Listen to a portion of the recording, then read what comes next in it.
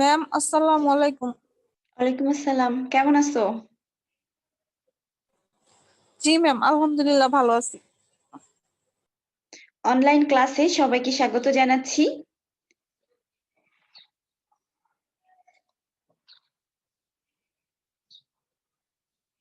আমি তোমাদের সঙ্গে আছি ইফাত আরা, প্রভাষক, সমাজকর্ম বিভাগ, ঢাকা উইমেন কলেজ।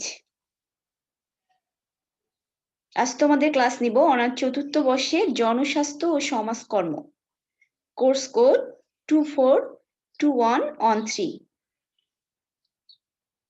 12তম অধ্যায়ের প্রতিরোধমূলক ব্যবস্থা। প্রতিরোধমূলক ব্যবস্থা আমরা গত দুইটা ক্লাস করেছি। আজকে আমরা যে বিষয়গুলো পড়ব, অজ্ঞান হওয়া ও তার কি কি চিকিৎসা আছে এবং মস্কানো বা মস্কায়ে যায় এবং তার প্রাথমিক যে চিকিৎসা সেগুলো সম্পর্কে আমরা জানব।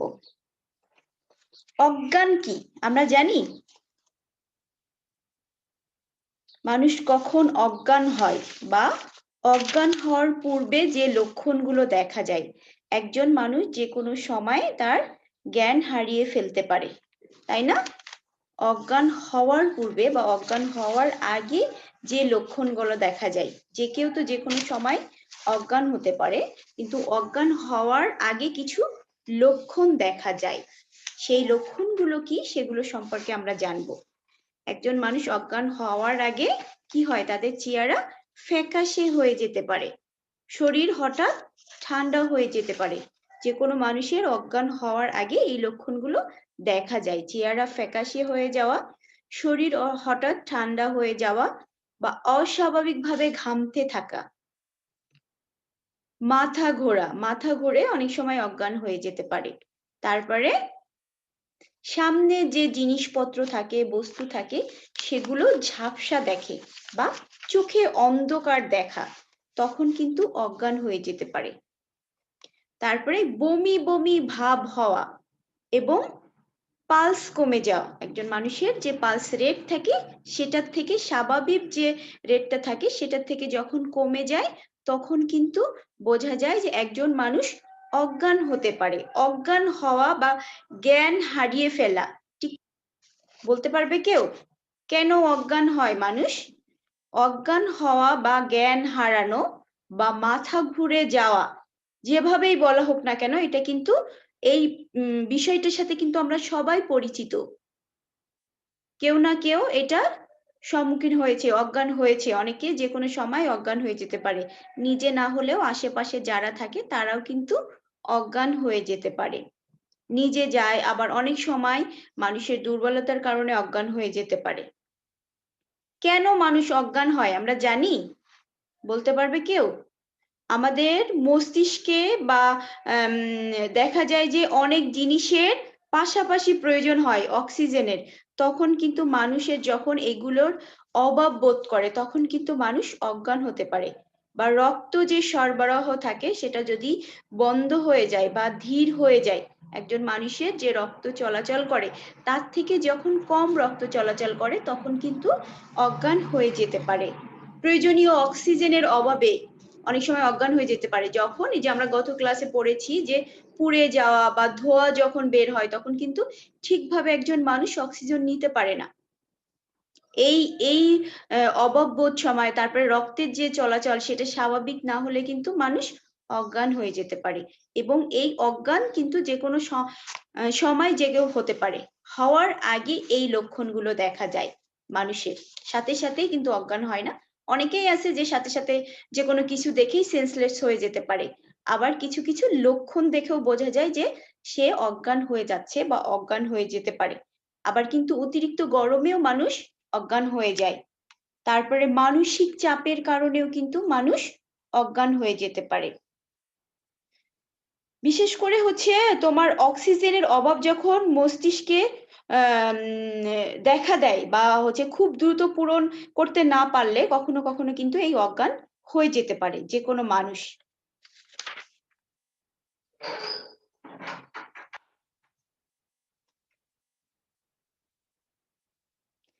অজ্ঞান হয়ে যাওয়ার পরে একজন মানুষ অজ্ঞান হয়ে গেলে কিন্তু সেভাবে আমরা ফেলে রাখি না, যত দ্রুত সম্ভব চেষ্টা করি সেই মানুষটাকে জ্ঞান ফেরানো বা জ্ঞান হারালে যা করতে হবে, একজন মানুষের জ্ঞান ফিরিয়ে আনতে হবে।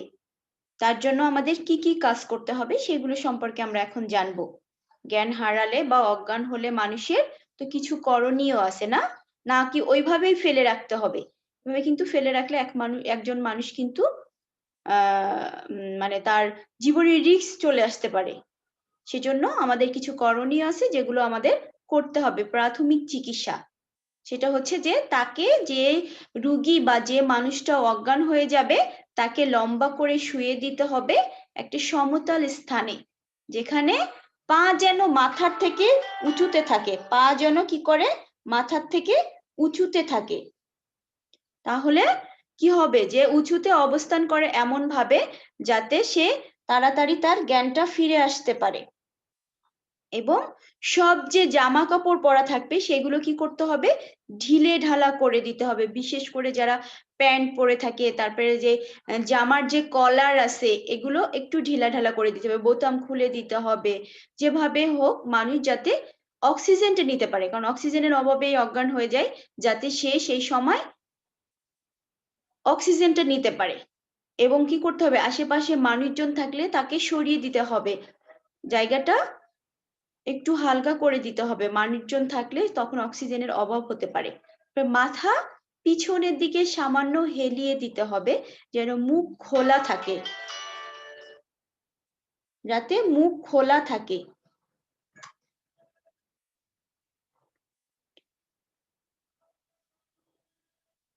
এবং এতে কি করবে, সে যাতে সহজে তার শ্বাস প্রশ্বাস নিতে পারে, শ্বাস নিতে সুবিধা হয়। এবং সেখানে যথেষ্ট বাতাসের ব্যবস্থা করতে হবে। ফ্যান যদি না থাকে, ফ্যান থাকলে ফ্যানের নিচে নিতে হবে, ফ্যান না থাকলে কাগজ কিংবা যে কোনো কিছু দিয়ে যেখানেই জ্ঞান হারাক না কেন সেই সময় তাকে অক্সিজেনের ব্যবস্থা করতে হবে, বাতাসের ব্যবস্থা করতে হবে। সাথে সাথে তো তোমার অক্সিজেন সিলিন্ডার পাওয়া সম্ভব না, জন্য কি করতে হবে, বাতাসের ব্যবস্থা করতে হবে। এবং ভেজা কাপড় দিয়ে মুখ ও ঘাড় মুছে দিতে হবে।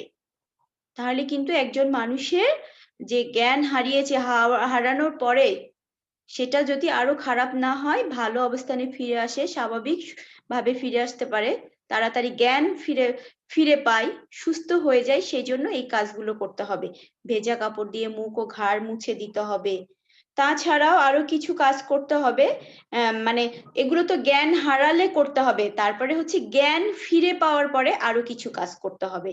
যেরকম হচ্ছে রোগী বমি করতে থাকলে তাকে জোর করে বসানোর চেষ্টা করতে হবে, পাশ ফিরিয়ে চেষ্টা অনেকে আছে দেখবা যে বমি করতেছে, তখন কিন্তু কি করে, জোর করে বসানোর চেষ্টা করে, সেই বসানো যাবে না, পাশ ফিরিয়ে শুয়ে দিতে হবে। এতে করে কি হবে, গলার যে বমি আছে সেটা আটকে যাতে না থাকে, বের হয়ে যেতে পারে, বমি করতে পারে, বমি করলে অনেক সময় জ্ঞানটা ফিরে আসতে পারে। তারপরে হচ্ছে রুগীর উঠে বসার মতো অবস্থা থাকলে ঠান্ডা পানিতে, মানে অনেক সময় দেখা যায় যে রুগী অনেক সবাই তো আর সমান থাকে না, কেউ হচ্ছে সহজে জ্ঞানটা তাড়াতাড়ি ফিরে আসে, অনেকের ফিরে আসে না। যাদের ফিরে আসে না, মানে উঠে বসার মতো অবস্থা থাকে না, তখন কি করতে হবে, লবণ পানি মিশিয়ে খাওয়াতে হবে, স্যালাইন করে খাওয়াতে হবে, স্যালাইন না থাকলে লবণ পানি মিশিয়ে খাওয়াতে হবে, জুস খাওয়াতে হবে, যাতে স্বাভাবিকভাবে সে সুস্থ হয়ে উঠতে পারে। তারপরে সুস্থ হয়ে ওঠার কমপক্ষে 15 মিনিট তাকে বসিয়ে রাখতে হবে এবং নিশ্চিত করতে হবে যাতে আবার সে জ্ঞান না হারায় ফেলে। হঠাৎ করে যে একবার জ্ঞান হারানোর পরে দেখা যায় যে পরবর্তীতে আবার সে জ্ঞান হারায় ফেলতে পারে, সেই জন্য সেটা নিশ্চিত করতে হবে, কিছুক্ষণ বসায় রাখতে হবে এবং পুরোপুরি তার জ্ঞানটা ফিরছে কিনা সেদিকে খেয়াল রাখতে হবে। তোমরা কি কেউ কখনো জ্ঞান হারাইছো? আমরা কেন জ্ঞান হারাই বলতে পারো? কথা বলো, রেসপন্স করো।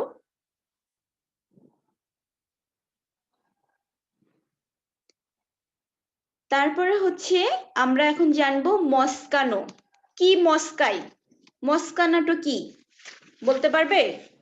মস্কালে কি হয়? পা মচকানো, ব্যথা করে আর ভেঙে পা যায়। মস্কানো, হ্যাঁ। তারপরে পা ছাড়া আর কি আছে?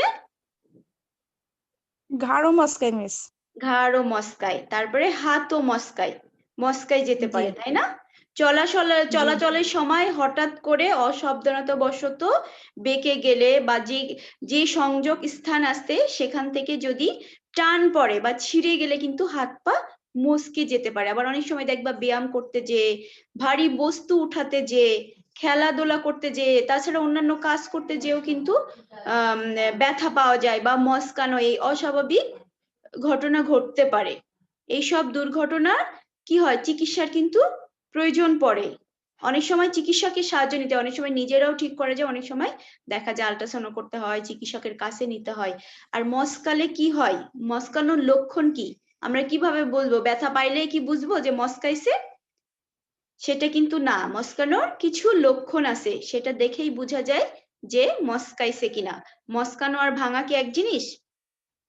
এক জিনিস কিন্তু না, মস্কানো আর ভাঙা এক জিনিস না। মস্কালে যে লক্ষণগুলো বোঝা যায় সেটা হচ্ছে যে আহত স্থানে ব্যথা অনুভূত হয়। মস্কাইছে সেখানে কি হবে, যে জায়গাটা মস্কায় ওখানে অনেক বেশি ব্যথা করে। তারপরে সন্ধিস্থল ফুলে যাওয়া, যেই জায়গাটায় মস্কাইছে সেই স্থলটা সেই জায়গাটা কিন্তু ফুলে যাবে, সাথে সাথে ফুলে যাবে এবং আহত স্থান বিবর্ণ হয়ে নীল বা লাল আকার ধারণ করবে। আহত স্থানে কি করবে, বিবর্ণ হয়ে যাবে, কালারটা চেঞ্জ হয়ে যাবে, যেরকম স্বাভাবিক থাকে সেরকম থাকবে না। দেখা গেল যে হঠাৎ করে নীলও হয়ে যেতে পারে, আবার লাল আকার ধারণ করতে পারে। এটা এক এক সময় কিন্তু এক এক রকম হতে পারে। তারপরে স্বাভাবিকভাবে নাড়াচড়া করা যাবে না এবং চলার সময় আহত স্থানে এই মস্কালে কি হয়, যে স্বাভাবিকভাবে যেভাবে হাত পা নাড়াচাড়া করা যায় সেইভাবে কিন্তু নাড়াচাড়াটা করা যায় না, অসুবিধা বোধ হয়, ব্যথা অনুভব হয় এবং আহত স্থানে কি ব্যথাটা আস্তে আস্তে বৃদ্ধি পেতে থাকে। যে ব্যথা আছে সেটা ছাড়া কিন্তু আস্তে আস্তে আরো বেশি বৃদ্ধি পেতে থাকে। তাহলে মস্কানোর পরে কিন্তু সেই মস্কানোটা ঠিক করার জন্য কিছু চিকিৎসা আমরা দিয়ে থাকি, প্রাথমিক চিকিৎসা। কি করি বলো তো, তোমরা দু একটা বলো তো, যে যখন মস্কায় যাই, যে কারোর হতে পারে, খেলতে যে আমাদেরও ছোটবেলা হয়েছে, এখনো হতে পারে, অসাবধানতা বশত ব্যথা পেতে পারি, তখন কি করতে হয়, কি করে থাকি প্রাথমিক পর্যায়ে? বলো, কেউ বলো। আঘাতের সাথে গরম পানির সেক দিলে, গরম জাতীয় সেক দিলে হ্যাঁ, ব্যথাটা কমে। জি জি, অনেক সময় গরম পানি সেক দিলে সেই ব্যথাটা কিছু সময় আরাম পাওয়া যায়। আরো একটা কাজ করি আমরা সাথে সাথে, দেখো না এখন আগে যেটা করতো না, এখন কিন্তু বরফ দেই, ঠান্ডা পানি দেই। আঘাতের সাথে সাথে আহত স্থানে ঠান্ডা পানি বা বরফ লাগানোর ব্যবস্থা করতে হবে। তারপরে আহত স্থানটি নাড়াচাড়া করতে দেওয়া যাবে না, যেখানে তোমার আঘাতটা লাগছে সেই স্থানটা কিন্তু একভাবে রেখে দিতে হবে, নাড়াচাড়া করা যাবে না। তারপরে মস্কানো স্থানটি যথাসম্ভব আরামদায়ক অবস্থানে রাখতে হবে, যেখানে রাখলে তুমি আরাম পাবে, ব্যথা অনুভব করবে না, সেই স্থানে রাখতে হবে। এবং আহত স্থানে হাড় ভাঙার যে ব্যান্ডেজ আছে সেই ব্যান্ডেজ, আমাদের হাত পা ভেঙে গেলে আমরা কি করি, ব্যান্ডেজ করি, যাতে কি ওটা ঠিক থাকে, কোনো তোমার ইনফেকশন না হয়, ময়লা না লাগে, তারপরে সোজাও হয়ে থাকে, ওই ব্যান্ডেজটা লাগাই দিতে হবে যাতে মস্কানোটা ঠিক থাকে। তারপরে ব্যান্ডেজ সবসময় ভেজা রাখবে, সম্ভব হলে বরফ লাগাবে, সেই জায়গাটা কি করতে হবে, ভেজা রাখতে হবে, বরফ লাগাতে হবে। তারপরে মাংসপেশি মস্কে গেলে, হাড় ছাড়াও কিন্তু যে মাংসপেশি আছে সেটা যদি মস্কায় যায়, সেটা কি করতে হবে, রোগীকে সহজ ও আরামদায়ক অবস্থায় শোয়ানোর ব্যবস্থা করতে হবে। মাংসে যদি এই আঘাতটা লাগে, মস্কে যায়, তখন শুইয়ে দিতে হবে আরামদায়ক স্থানে এবং যত তাড়াতাড়ি সম্ভব রোগীকে কি করতে হবে, হাসপাতালে পাঠাতে হবে বা চিকিৎসক বাসায় আনতে হবে। যেটা করলে সুবিধা হয় সেইগুলোই করতে হবে। যেহেতু আমরা কিন্তু কেউ ডক্টর না, আমরা যেটা করতে পারি প্রাথমিক চিকিৎসা দিতে পারি। একজন মানুষকে সুস্থ করার জন্য ডাক্তারের কাছে নিয়ে যাওয়ার আগ পর্যন্ত আমরা এই কাজগুলো করব, যাতে সে কিছুটা আরাম পায়। ব্যথাটা বেশি বোধ না করে, যে অবস্থান আছে, যে অবস্থায় আছে ওই অবস্থা থেকে খারাপের দিকে না যায়, সেই জিনিসগুলো আমরা করে থাকি। এগুলো কিন্তু আমরা সবাই জানি কম বেশি, তাই না? তোমার আশেপাশে কেউ যদি এরকম পড়ে আঘাত পায়, বাসার কেউ, বন্ধু বান্ধব, তখনগুলো আমরা এই চিকিৎসাগুলো দিয়ে থাকি। সেই চিকিৎসাগুলোর কথা বলছি। এগুলো ছাড়াও এইরকম সমস্যার সৃষ্টি হলে কি কি করতে হবে, এই ওইগুলো লক্ষণ দেখলে আমাদের কি করতে হবে? গোড়ালিকে, এছাড়া আরেকটা আছে যে আমরা যেটা বললাম যে হাত পা মচকে যাওয়ার কথা। হাত পা ছাড়াও কিন্তু গোড়ালি আছে, গোড়ালি মচকে যেতে পারে।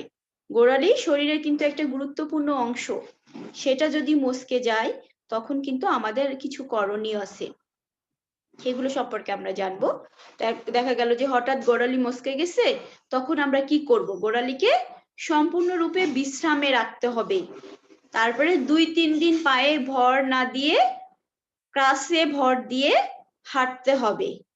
দেখা যায় যে গোড়ালি যখন মচকা যায়, হাত পা ছাড়া গোড়ালি মচকে গেলে কিন্তু ওরা আরো বেশি ভয়ানক হতে পারে। তখন সেটাকে কোনোভাবে একদম রেস্টে রাখতে হবে এবং হাত পায়ে ভর দেওয়া যাবে না। সেটা গোড়ালি তোমার হাতের হতে পারে, পায়েরও হতে পারে। তার উপর ভর দিয়ে হাঁটাচলা করা যাবে না। তারপরে পা দেখবা যে উঁচু করে রাখে, উঁচু করে রাখলে কি হয়? ফোলাটা অনেক সময় কমে যায়। পাটাকে উঁচু করে রেখে দেয় এবং বরফের টুকরা বা হচ্ছে ফ্রিজের ঠান্ডা পানি এগুলো ব্যাগে করে দিয়ে ফোলা স্থানে দিয়ে থাকে। তারপরে গোড়ালির স্বাভাবিক যে নড়াচড়া বা পেশি শক্তিশালী হওয়ার ব্যায়াম, অনেক সময় এইটা সেরে যাওয়ার পরেও কিন্তু কিছু ত্রুটি থেকে যায়, তখন বলে যে এক্সারসাইজ করতে হবে, ব্যায়াম করতে হবে, করলে ওইটা আবার স্বাভাবিক হয়ে যায়। আবার অনেক সময় দেখা যায় যে ইনজুরিটা কিন্তু বেশি পরিমাণে হয়, তখন কিন্তু বিভিন্ন থেরাপি দিয়ে থাকে। এগুলোর জন্য এগুলো ছাড়াও কিন্তু আরো কিছু কাজ করে থাকে।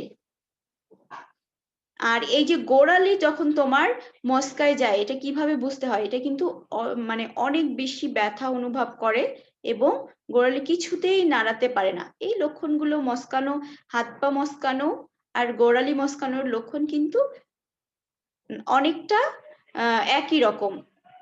তাছাড়া হচ্ছে এছাড়াও আরো কিছু লক্ষণ আছে, যেটা হচ্ছে গোড়ালির হাড়ে চাপ দিলে প্রচন্ড ব্যথা অনুভব করে। তারপরে পা আঙ্গুলের অবশ ভাব মনে হয়, মনে হয় কি যেন তুমি যতই সেটাতে আঘাত করো অবশটা কিন্তু সহজে কাটে না। তারপরে গোড়ালির পিছনে ব্যথা হলে বা ফুলে গেলে, পায়ের আঙ্গুল নিচু করতে না পারলে, তখনই বোঝা যায় যে গোড়ালিতে তোমারটা মচকে গেছে। সেজন্য কি করতে হবে? যত দ্রুত সম্ভব এই চিকিৎসার পরে ডক্টরের কাছে নিয়ে যেতে হবে এবং গোড়ালিকে পূর্ণ বিশ্রামে রাখতে হবে এবং কিছুক্ষণ পর পর সেখানে ঠান্ডা পানি দিতে হবে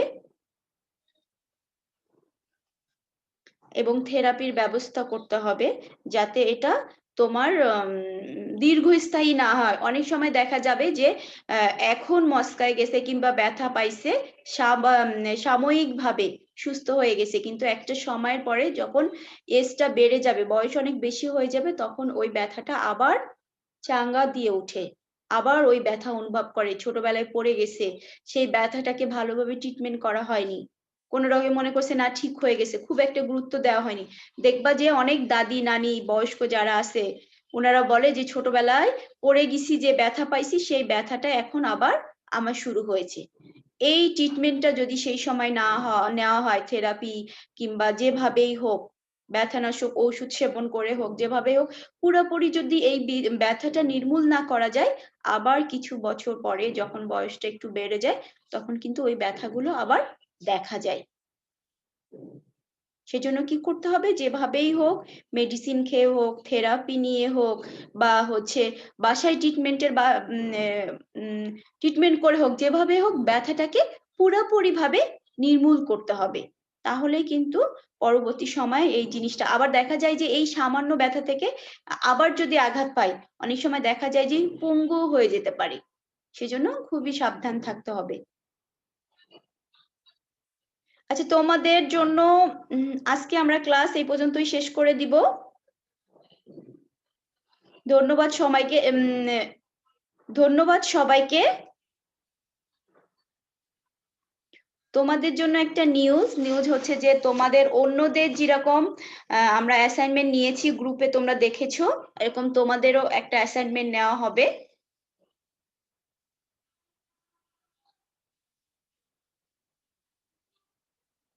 মিস কবে থেকে?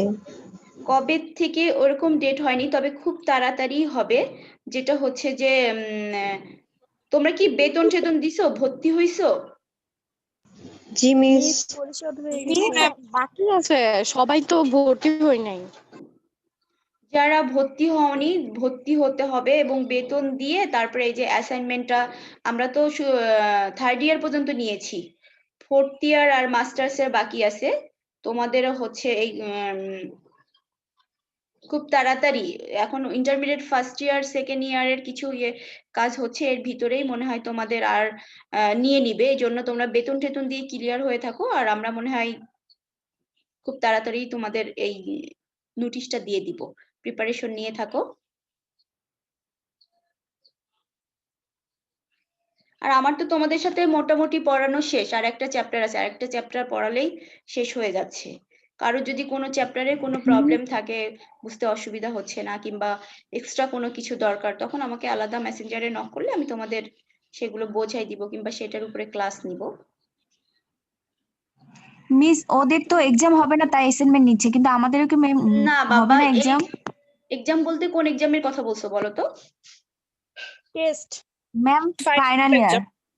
ফাইনাল এক্সাম তো সবারই হবে। ফাইনাল না না আমরা এটা নেই নাই, এটা হচ্ছে যে কলেজে আমরা তোমাদের একটা হচ্ছে ফার্স্ট টার্ম এক্সাম নেই, আর একটা হচ্ছে টেস্ট এক্সাম নেই, তাই না? জি মিস। দুইটা এক্সাম হ্যাঁ হ্যাঁ মিস। হ্যাঁ, ওরকম একটা এখন এটাকে first year second year third ইয়ারে যেটা নিয়েছি ওই পর্যন্ত আমাদের অ্যাসাইনমেন্ট নিয়ে রাখতে বলছে, এখন এটা টেস্ট হিসেবে কাউন্ট করতে পারে। তোমাদেরটাও এরকম হবে। ম্যাম এই মাস থেকে কি শুরু হবে নাকি ফেব্রুয়ারি থেকে? আর মনে হয় 2-1টা ক্লাস হয়ে মনে হয় খুব তাড়াতাড়ি নোটিশ হয়ে যাবে, যে কোনো সময়ে একটা নোটিশ দিয়ে দিবে। সেই জন্য তোমাদের বেতন টেতন যা যা আছে ক্লিয়ার করে ফেলো। আজ কত তারিখ?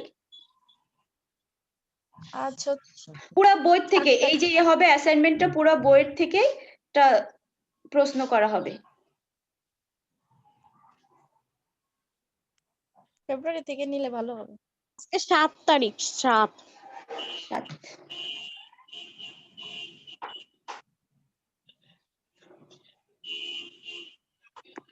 ম্যাম আমাদের এই যে এক্সামটা ফেব্রুয়ারি থেকে নিলে মনে হয় ভালো হবে। তোমরা তো এক্সাম নাকি অ্যাসাইনমেন্ট? এক্সাম ওই অ্যাসাইনমেন্ট আর কি, ওইটা তো এক্সাম। তোমরা যারা ক্লাস করছো সবাই তো ভর্তি হয়ে গেছো। জি মিস। মিস আমি বাকি আছে, এখনো ভর্তি হইনি মিস। আমিও বাকি আছি, আমিও ভর্তি হই নাই। ভর্তি হয়ে যাও কিছু কিছু করে টাকা দিয়ে। তোমাদের ভর্তি হতে কত টাকা করে নিচ্ছে? 6100। 6100। 6500। অনেক টাকা তো, দিয়ে ফেলো। 6100। 6100। তারপরে এই যে ভর্তির পরপরে আবার বেতন তোমাদের 1000 টাকা করে, ওটা দিলেও তো একসাথে অনেকগুলো টাকা পড়ে যাবে। এই জন্য তাহলে ম্যাম বেতন সব পরিশোধ করছি, বাট ভর্তিটা বাকি আছে। যেদিন অ্যাসাইনমেন্টটা জমা দিবে সেই দিনেই কিন্তু তোমাদের এই বেতনটা ইয়ে করে দিতে হবে, ক্লিয়ার করে দিতে হবে। মানে যে পর্যন্ত দেওয়ার মিনিমাম একটা টাকা দিয়ে সেটা বলে দিবে যে কত টাকার। তাহমিনা আসো 5, 9 আসো, জি মিস। 10, আছে মিস।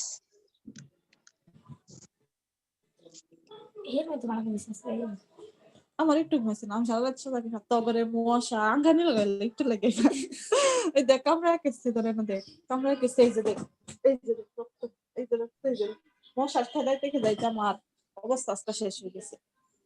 আমি সারা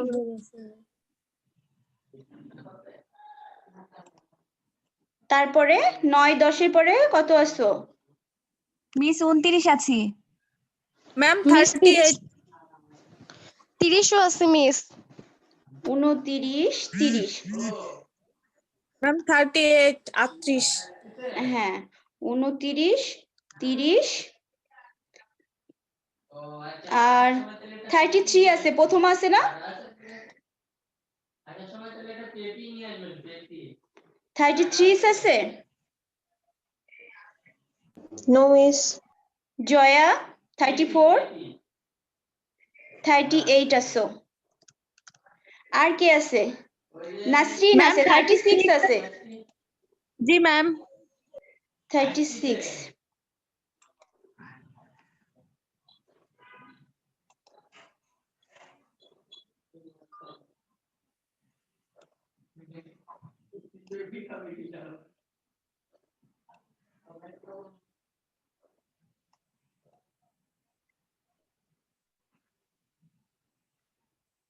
কে বাদ গেছো কে? 38, 36, 29, 30, 7 ম্যাম জন। 38।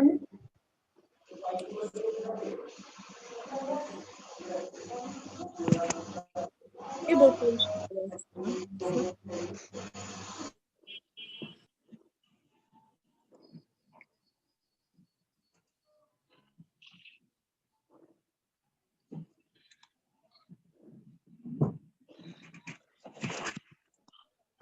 আচ্ছা দেখি তোমাদের এই চ্যাপ্টারে আর এবার নেক্সট ক্লাসে দেখি শেষ করে দেওয়া যায় কিনা।